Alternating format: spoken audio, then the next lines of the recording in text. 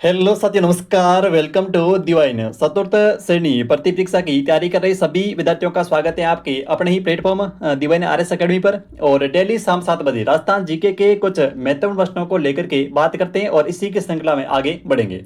तो जो विद्यार्थी चैनल के ऊपर पहली बार है वो चैनल को सब्सक्राइब कर लेंगे, क्योंकि देखिए क्वेश्चनों को चैनल को सब्सक्राइब करना, लाइक करना और शेयर करना ये अलग बात है।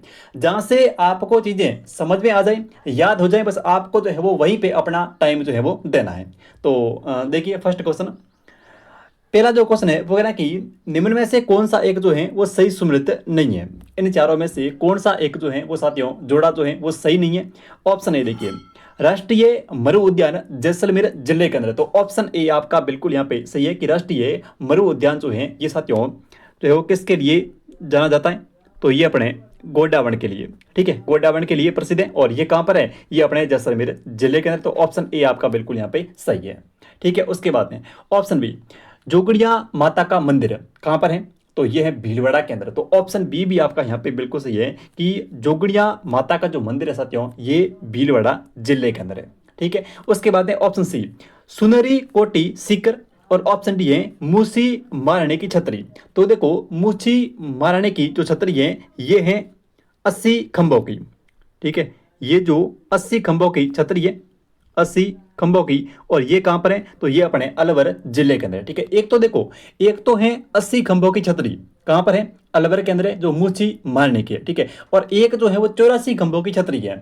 एक साथियों है 80 खंभों की छतरी जो कि मूसी महारानी की है, और एक अपने जो है वो है 84 खंभों की छतरी। तो अगर आपसे पूछे कि 84 खंभों की छतरी कहां पर है, अगर आपसे 84 खंभों की छतरी पूछें तो ये साथियों बूंदी के अंदर है।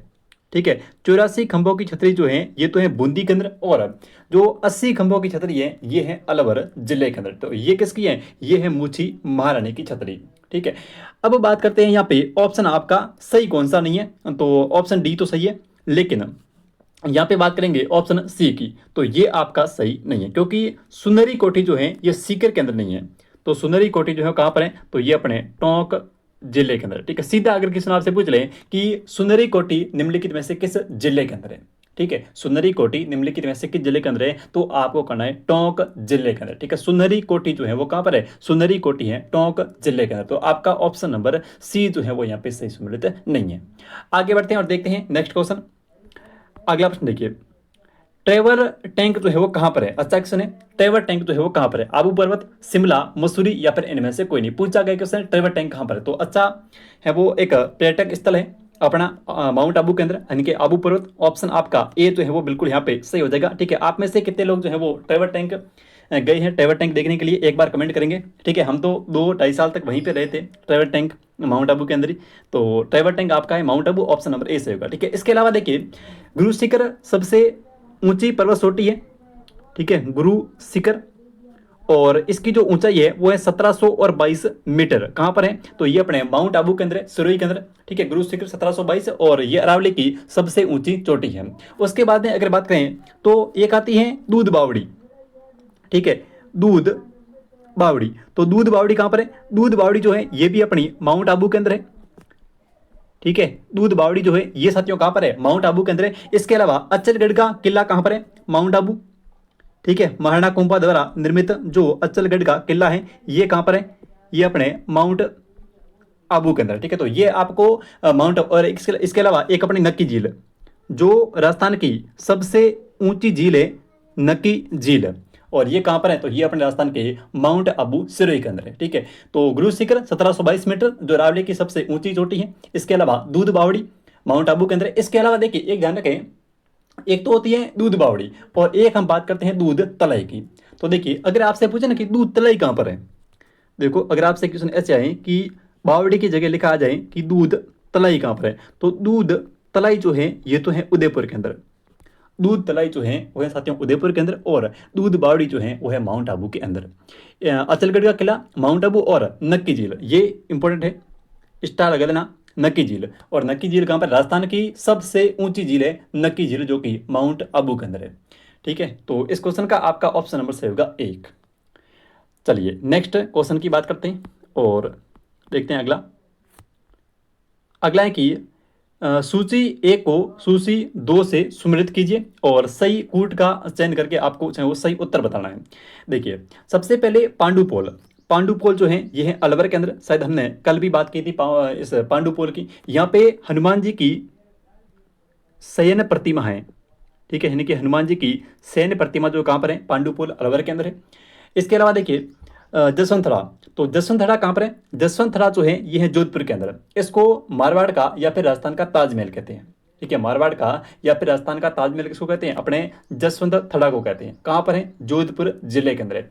देखिए, इसका जो निर्माण है इसको लेकर के क्वेश्चन कई बार पूछा गया है कि जो जसवंत थड़ा जोधपुर के अंदर है, जिसको मारवाड़ का ताजमहल कहते हैं, ठीक है, तो इसका निर्माण किसने करवाया। साथियों, क्वेश्चन कई बार आया है कि अपने जो जसवंत थड़ा है, ठीक है, जोधपुर के अंदर है, इसका निर्माण जो है वो किसने करवाया, ठीक है, तो इसका निर्माण जो है ये करता सरदार सिंह ने। इसका निर्माण जो है ये सरदार सिंह के द्वारा करवाया गया। तो इस क्वेश्चन का देखिए सरदार सिंह, यहाँ पे आपका ऑप्शन जुड़ेगा बी, ठीक है। उसके बाद में लालगढ़, ये है बीकानेर के अंदर, और गागरोन का किला कहाँ पर है, झालावाड़ के अंदर है, ठीक है। गागरोन का जो किला है ये अपना जल दुर्ग है, ठीक है, जल दुर्ग है गागरोन का। और कौन सी नदियों के संगम पर है, तो दो नदियों के नाम आपको ध्यान में रखने हैं, ठीक है। एक तो काली सिंध, ठीक है, एक तो नदी है काली सिंध और एक है आहू। तो जो अपना गागरोन का जो किला है साथियों, ठीक है, जिसका निर्माण बीजल देव ने करवाया, तो ये कहाँ पर है, राजस्थान के झालावाड़ जिले के अंदर है, ठीक है। नदियां अगर आपसे पूछे तो करना है काली सिंध और आहू नदियों के संगम पर, ठीक है। आप मुझे बताओगे कि जो चित्तौड़ का किला है साथियों, आप मुझे कमेंट करके बताना कि जो चित्तौड़ का किला है ये किन नदियों के संगम पर है, ठीक है। चित्तौड़गढ़ का जो किला है ये चित्तौड़गढ़ जिले के अंदर है, ये जो है वो किन नदियों के संगम पर है। इस क्वेश्चन का आंसर आप मुझे कमेंट करके बताएंगे, ठीक है। तो गागरोन का किला झालावाड़ जिला, ये एक जलदुर्ग है और काली सिंध और आहू नदियों के संगम पर है। क्लियर। तो इस क्वेश्चन का ऑप्शन ऐसे होगा कि पांडुपोल, यानी कि ए जुड़ेगा 4 नंबर से, बी जुड़ जाएगा ए जुड़ेगा 3 नंबर से, बी जुड़ जाएगा 2 नंबर यानी कि 4 से जोधपुर से, और सी आपका लालगढ़ पैलेस, ये है बीकानेर के अंदर, और गागरोन का किला जो कि एक जल दुर्ग है काली सिंध और आहू के संगम पर है, राजस्थान के झालावाड़ जिले के अंदर है। क्लियर। चलिए अब बात करते हैं नेक्स्ट क्वेश्चन की। तो देखिए नेक्स्ट क्वेश्चन क्या कह रहा है, वही है आपका पर्यटक स्थल को लेकर के। और देखिए क्वेश्चन क्या था कि जो सुमेलित करने वाले क्वेश्चन है साथियों, ये आपसे या तो ऐसे सीधा पूछेगा या फिर आपको एक एक अलग से भी पूछा जा सकता है कि ये जो पर्यटक स्थल है ये किस जिले के अंदर है या फिर किस स्थान के ऊपर है, ठीक है। सुमेलित में भी क्वेश्चन आ सकता है, अलग अलग भी आ सकता है, तो हर एक पॉइंट को समझना है। उसके बाद में गलत हो जाए तो फिर तो नहीं होगा गलत, ठीक है। अच्छे से समझेंगे हर एक क्वेश्चन को तो फिर गलत नहीं होगा। देखिए पर्यटक स्थल और जिला, फूल सागर, गागरोन का किला, तो गागरोन तो अभी पढ़ लिया, ये है झालावाड़ के अंदर, ठीक है। उसके बाद में जगदीश मंदिर, जगदीश मंदिर है उदयपुर के अंदर, जगदीश मंदिर है उदयपुर के अंदर। किराडू का मंदिर बाड़मेर जिला, और फूल सागर जो है ये है बूंदी के अंदर। तो आपका ऑप्शन नंबर ए ये जुड़ जाएगा 3 नंबर से। ऑप्शन नंबर आपका बी यानी कि गागरोन का किला झालावाड़ जिला, ऑप्शन 4 से। ऑप्शन सी जगदीश मंदिर उदयपुर 2 नंबर से, और डी ऑप्शन के अंदर है किराडू का मंदिर बाड़मेर जिला यानी कि 1 नंबर से। तो ये आपका जो है वो सही कूट जो है वो सुमेलित है, ठीक है। चलिए अब बात करते हैं अपने नेक्स्ट क्वेश्चन की। देखिए अगला क्वेश्चन, पर्यटन संबंधी गतिविधियों के संदर्भ में, ठीक है, सांचू माता का मंदिर, ये अभी लैब स्टैंड का जो एग्जाम हुआ था उसके अंदर पूछा गया क्वेश्चन है कि सांचू माता का मंदिर जो है वो सुर्खियों में रहा, और ये सांचू पोस्ट जो है वो कहाँ पे स्थित है, ठीक है। सांचू पोस्ट जो है ये साथियों कहाँ पर स्थित है, बीकानेर के अंदर है, बाड़मेर के अंदर है, गंगानगर या फिर जैसलमेर जिला। तो कौन सा ऑप्शन यहाँ पे सही होगा सांचू पोस्ट के लिए, बिल्कुल यहाँ पे आपका ऑप्शन नंबर जो है वो सही होगा 1 नंबर, यानी कि ये सांचू पोस्ट जो है ये बीकानेर जिले के अंदर, ठीक है। तो इस क्वेश्चन का आपका ऑप्शन नंबर ए सही होगा बीकानेर जिला। नेक्स्ट क्वेश्चन की बात करते हैं, और अगला देखिए, हाँ, राजस्थान का राजस्थान के लोकप्रिय पर्यटन स्थल सहेलियों की बाड़ी का निर्माण किसने करवाया। सबसे पहला क्वेश्चन यहां से देखिए कि ये सहेलियों की बाड़ी है कहां पर, ठीक है। सहेलियों की जो बाड़ी है साथियों ये है उदयपुर जिले के अंदर, उदयपुर,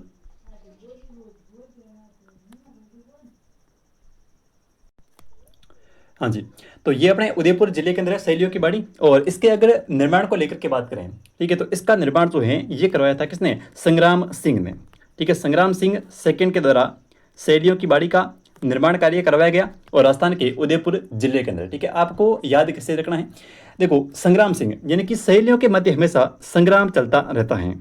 ठीक है, जो शैलियाँ होती है उनके मध्य हमेशा संग्राम या फिर हम बोल देते हैं युद्ध। ठीक है, संग्राम या फिर युद्ध जो है वो चलता रहता है। तो इस हिसाब से अपन को याद रहेगा कि शैलियों की बाड़ी का निर्माण जो है ये संग्राम सिंह ने करवाया। शैलियों के मध्य हमेशा संग्राम चलता रहता है, युद्ध चलता रहता है। तो इस प्रकार से हमें याद रहेगा। और जिला अगर आपसे पूछे तो करना है उदयपुर जिला।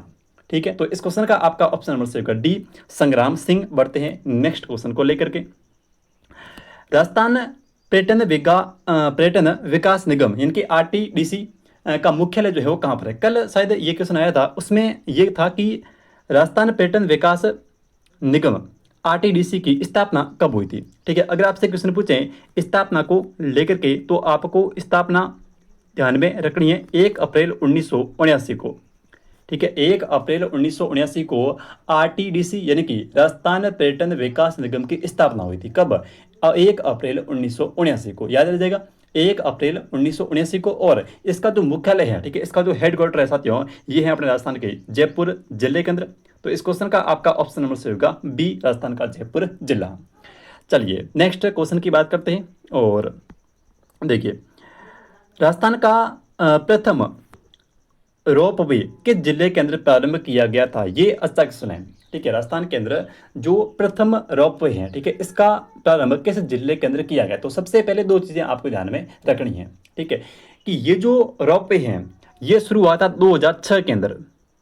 इसकी शुरुआत होती है वर्ष 2006 के अंदर। और ये जो है इसकी जो लंबाई है साथियों वो है 800 मीटर, यानी कि ये सबसे लंबा रोपवे है। और अगर मैं बात करूं लंबाई की तो इसकी जो लंबाई है वो है 800 मीटर। ठीक है, इसकी जो लंबाई है वो है 800 मीटर। तो ये कहां पर शुरू किया गया, तो ये अपने जालोर जिले के अंदर। ठीक है, तो इस क्वेश्चन का आपका ऑप्शन नंबर से होगा बी, यानी कि जालोर जिला। फिर देखिए, अगर मैं यहाँ पे बात करूं उदयपुर की, ठीक है, तो उदयपुर के अंदर जो रोपवे है वो है मनसापूर्ण करणी माता। ये ध्यान रखें, ये क्वेश्चन भी कई बार आया हुआ है कि मनसापूर्ण करणी माता रोपवे, मनसापूर्ण करणी माता। ठीक है, ये कहां पर है, मनसापूर्ण करणी माता जो रोपवे है, ठीक है, ये है अपने राजस्थान के उदयपुर जिले के अंदर। इसकी स्थापना कब होती है और ये कितने मीटर तक लंबा है। ठीक है, तो इसकी जो स्थापना होती है वो जस्ट होती है 2008 के अंदर। ठीक है, मनसापूर्ण करणी माता, इसकी जो स्थापना होती है वो होती है वर्ष 2008 के अंदर। ठीक है, ये 387 मीटर लंबा है।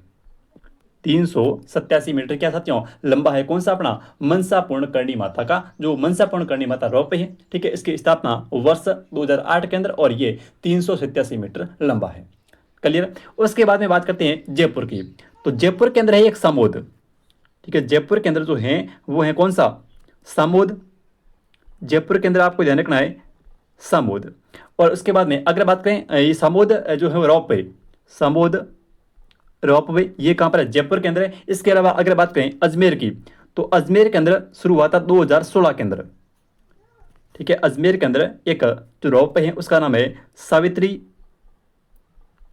सावित्री माता मंदिर रोपवे, सावित्री माता मंदिर रोपवे। और इसकी शुरुआत होती है वर्ष 2016 के अंदर। ठीक है, तो ये आपको देखो ध्यान में रखना है थोड़े कि अगर आपसे पूछे कि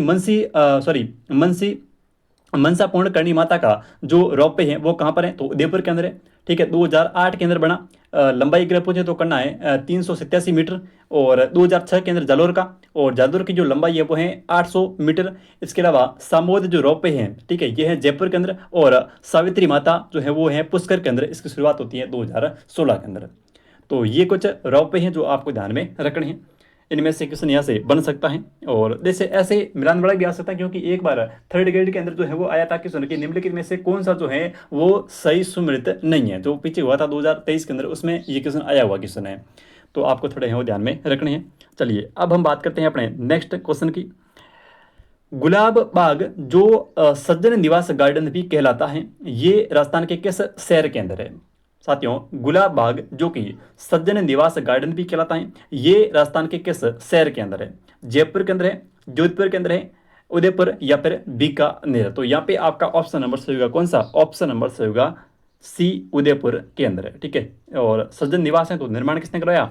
निर्माण करवाया सज्जन सिंह ने, नाम से स्पष्ट है, सज्जन सिंह ने निर्माण करवाया और राजस्थान के उदयपुर जिले के अंदर है। नेक्स्ट क्वेश्चन की बात करते हैं।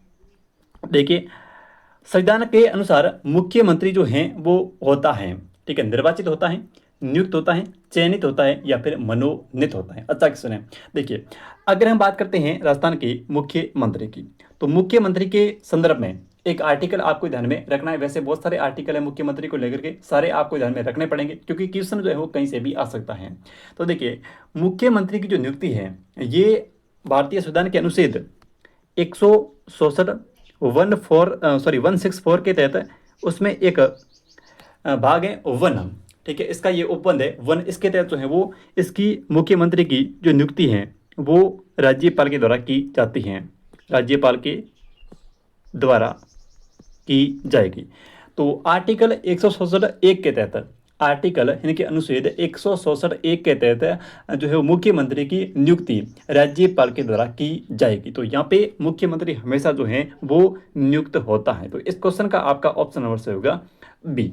ठीक है, मुख्यमंत्री हमेशा क्या होता है? मुख्यमंत्री हमेशा नियुक्त होता है। और अगर क्वेश्चन पूछे कि मुख्यमंत्री की नियुक्ति किसके द्वारा की जाती है, तो ये हमेशा ध्यान रखें राज्यपाल के द्वारा की जाती है।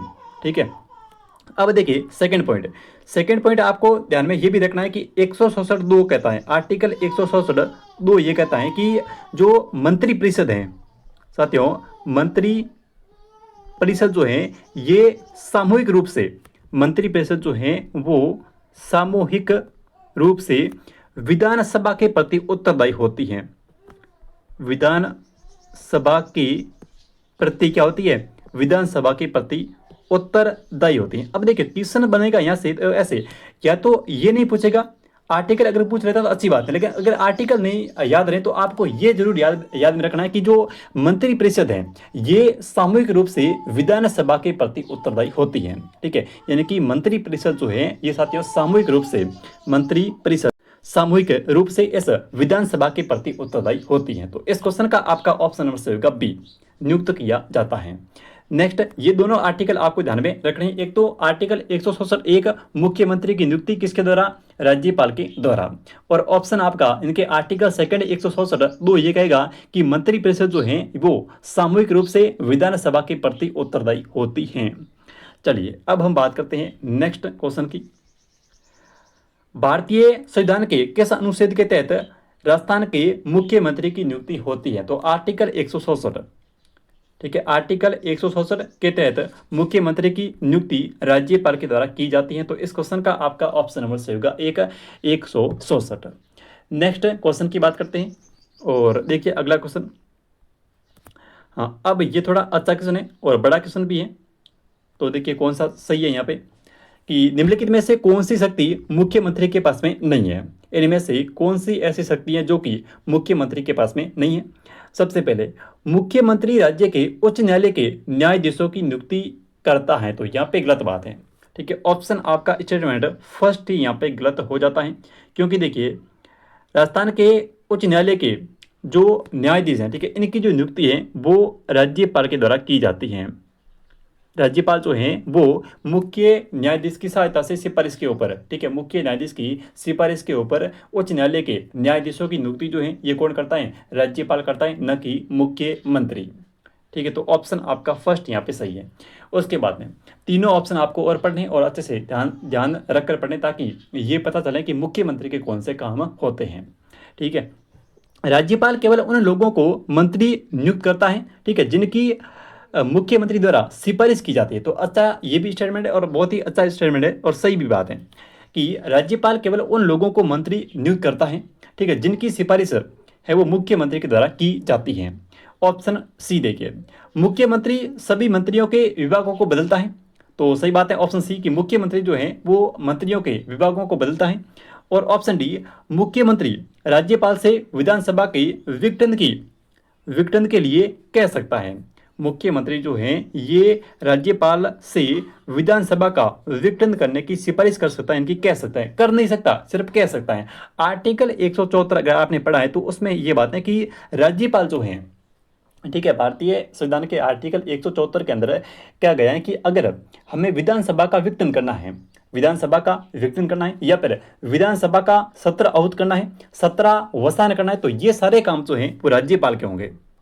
विधानसभा का विघटन करना, विधानसभा का सत्राहूत करना, ठीक है, सत्रावसान करना, ये सारे के सारे काम जो हैं वो आर्टिकल 174 के तहत राज्यपाल के, न कि मुख्यमंत्री के। हाँ, मुख्यमंत्री सिर्फ और सिर्फ कह सकता है लेकिन कर नहीं सकता। तो आपका ऑप्शन ए यहाँ पे जो है वो मुख्यमंत्री को लेकर गलत बात है, बाकी सारे सही हैं। निम्नलिखित में से कौन सा अनुच्छेद विशेष रूप से मुख्यमंत्री के कार्यों से संबंधित हैं? ठीक है, मुख्यमंत्री के कार्य, आर्टिकल 167। तो ऑप्शन आपका यहाँ पे से होगा सी, ये मुख्यमंत्री के कर्तव्य और कार्यों की बात करता है। तो आर्टिकल 167 आपका सही होगा। नेक्स्ट क्वेश्चन की बात करते हैं और देखते हैं अगला क्वेश्चन। नेक्स्ट प्रश्न देखिए, अगला जो प्रश्न है वो कहना कि राजस्थान में मंत्रिपरिषद की किसी बैठक की अध्यक्षता मुख्यमंत्री की अनुपस्थिति में कौन करता है? देखिए, अगर मंत्रिपरिषद के अंदर जो मुख्यमंत्री है वो अब्सेंट है, यानी कि अनुपस्थित है, तो उसकी जगह पर कार्य जो है वो कौन करता है? तो उसकी जगह पर जो कार्य करता है वो करता है मुख्यमंत्री के द्वारा नाम निर्दिष्ट कोई अन्य मंत्री, ठीक है, जिसका मंत्री जो है वो सीएम साहब ने नाम लिया है, फिर वही करेगा। तो आपका ऑप्शन नंबर यहाँ पे डी से होगा कि मुख्यमंत्री के द्वारा निर्दिष्ट कोई अन्य मंत्री करता है। चलिए अब हम बात करते हैं नेक्स्ट क्वेश्चन की। राजस्थान के प्रथम मुख्यमंत्री कौन थे? देखो, ये क्वेश्चन दो तरीके से बन सकता है राजस्थान के प्रथम मुख्यमंत्री को लेकर के, ठीक है।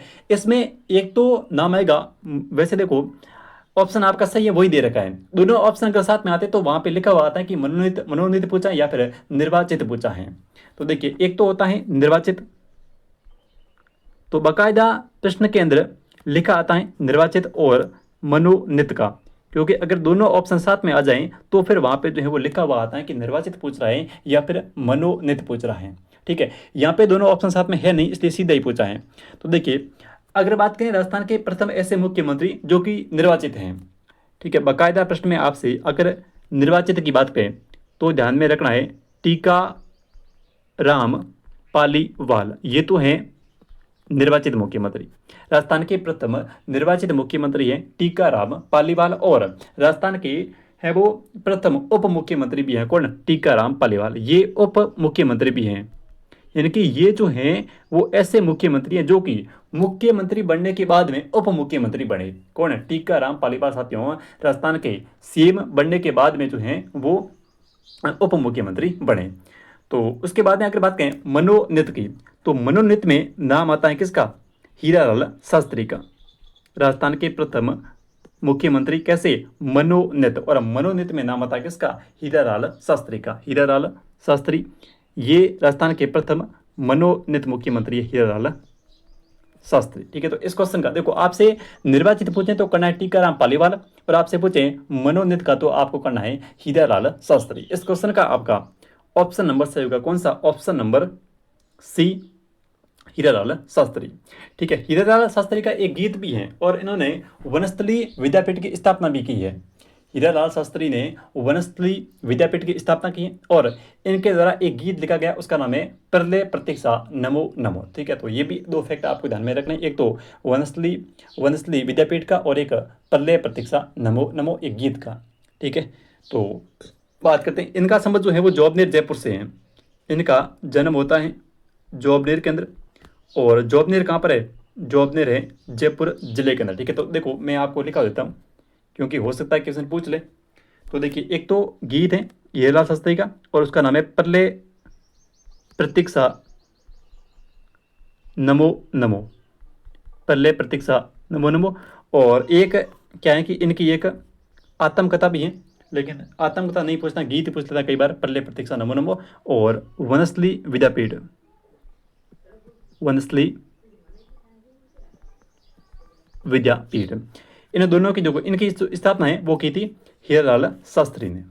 चलिए अब हम बात करते हैं नेक्स्ट क्वेश्चन की।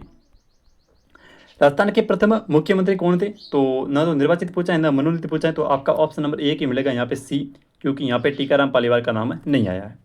चलिए अब हम बात करते हैं नेक्स्ट क्वेश्चन की। राजस्थान विधानसभा में कितनी महिला मुख्यमंत्री रह चुके हैं? तो अब तक तो एक ही रही है, ठीक है, अब तक तो एक ही रही है। और वो विधानसभा कौन सी थी? तो वो थी 12वीं विधान सभा, ठीक है। कब से कब तक? वर्ष 2003 से लेकर के वर्ष 2008 तक। और इसमें जो सीएम रही थी वो रही थी अपनी वसुंधरा राजे सिंधिया, ठीक है। तो एक ही रही थी, तो आपका ऑप्शन नंबर यहाँ पे सी से होगा, वसुंधरा राजे। नाम मिलता है वसुंधरा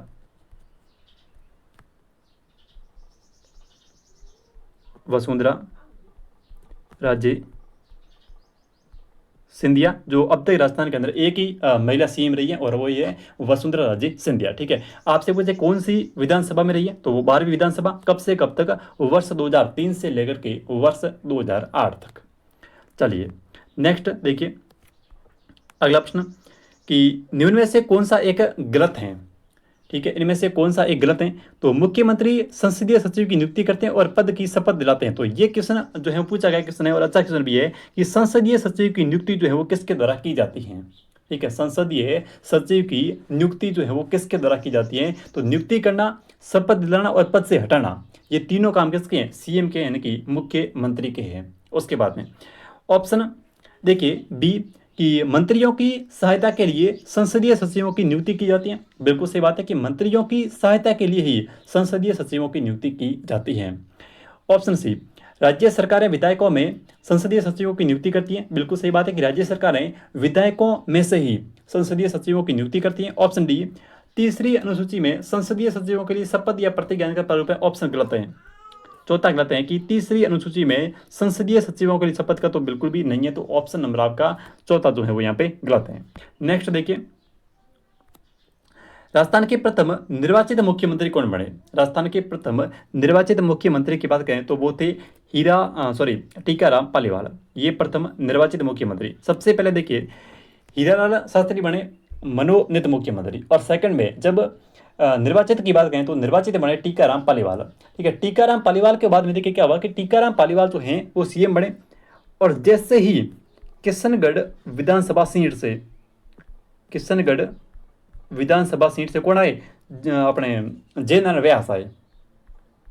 जयनारायण व्यास आए किशनगढ़ सीट से चुनाव जीतकर, जब जयनारायण व्यास आए तो उसके यानी कि यहाँ पर टीकाराम पालीवाल इन्होंने चुनाव जीता था दौसा विधानसभा सीट से। और फिर जयनारायण व्यास जब मुख्यमंत्री बन गए, ठीक है, तो उसके बाद में जो उप मुख्यमंत्री बने वो बने टीकाराम पालीवाल। तो टीकाराम पालीवाल को फिर उप मुख्यमंत्री बनाया गया, उप मुख्यमंत्री। तो राजस्थान के ऐसे सीएम जो मुख्यमंत्री बनने के बाद में भी क्या बने? उप मुख्यमंत्री बने, तो वो थे टीकाराम पालीवाल, ठीक है। तो ये प्रथम निर्वाचित मुख्यमंत्री थे। आपका ऑप्शन नंबर सी से होगा। नेक्स्ट देखिए अगला क्वेश्चन। अगला है कि भारतीय स्वतंत्रता के तुरंत बाद राजस्थान के पहले मुख्यमंत्री कौन बने? तो ये हीरालाल शास्त्री हैं। ऑप्शन आपका बी से होगा। नेक्स्ट देखिए अगला, राजस्थान के मुख्यमंत्री रहने के बाद में दूसरे मंत्रिमंडल में उप मुख्यमंत्री, मैंने कहा था ना कि राजस्थान के सीएम बनने के बाद में जो उप मुख्यमंत्री बने थे वो बने थे टीकाराम पालीवाल। तो यहाँ पे आपका ऑप्शन नंबर जो है वो सी से हो जाएगा, टीकाराम पालीवाल। फिर नेक्स्ट देखिए, निम्नलिखित में से कौन राजस्थान के उप मुख्यमंत्री और उप मुख्यमंत्री दोनों रहे? तो दोनों रहे थे टीकाराम पालीवाल। तो इस क्वेश्चन का आपका ऑप्शन नंबर सही होगा बी, टीकाराम पालीवाल। नेक्स्ट देखिए, राजस्थान के मुख्यमंत्री के रूप में निम्न में से किस युग में सर्वाधिक बार शपथ ली है? ठीक है, इनके सर्वाधिक बार कौन रही है? तो हरिदेव जोशी और भैरव सिंह शेखावत, ठीक है। तो ये दोनों जो हैं वो 3 बार रहे हैं, 3 बार। और अपने जो अशोक जी हैं, ये भी अशोक गहलोत, ये भी 3 बार रहे हैं। और मोहनलाल सुखड़िया 4 बार रहे हैं सर्वाधिक। मोहनलाल सुखाड़िया 17 वर्ष तक रहे, और इनका जो कार्यकाल है वो 4 विधानसभा। तो ध्यान रहे, मोहनलाल सुखड़िया 4 बार, अशोक गहलोत 3 बार, और बाकी हरिदेव जोशी 3 बार, भैरव सिंह शेखावत भी 3 बार। नेक्स्ट क्वेश्चन देखिए, 3 या 3 से अधिक बार, तो इसमें भैरव सिंह शेखावत आएगा, मोहनलाल सुखड़िया 4 बार, हरिदेव जोशी 3 बार। तो ऑप्शन आपका सही होगा यहाँ पे डी, भैरव सिंह शेखावत 3 बार, मूलराज शुक्ला 4 बार और हरिदेव जोशी 3 बार। नेक्स्ट देखिए, 3 बार राजस्थान के मुख्यमंत्री रहे तो वो रहे थे भैरव सिंह शेखावत। ऑप्शन आपका सही होगा यहाँ पे सी, भैरव सिंह शेखावत। ठीक है, चलिए नेक्स्ट क्वेश्चन देखिए। तो ये थे अपने आज के कुछ इंपॉर्टेंट क्वेश्चन, और मिलते हैं कल एक नई क्लास में। तब तक के लिए जय हिंद, जय भारत। और चैनल के ऊपर नए है तो सब्सक्राइब कर लें, और टेलीग्राम ग्रुप से नहीं जुड़े तो आप टेलीग्राम ग्रुप से भी जुड़ जाएं, जहाँ पे आपको इस क्लास की और अन्य क्लासों की सारी PDF जो है वो एक साथ मिल जाएगी। तो धन्यवाद क्लास देखने के लिए।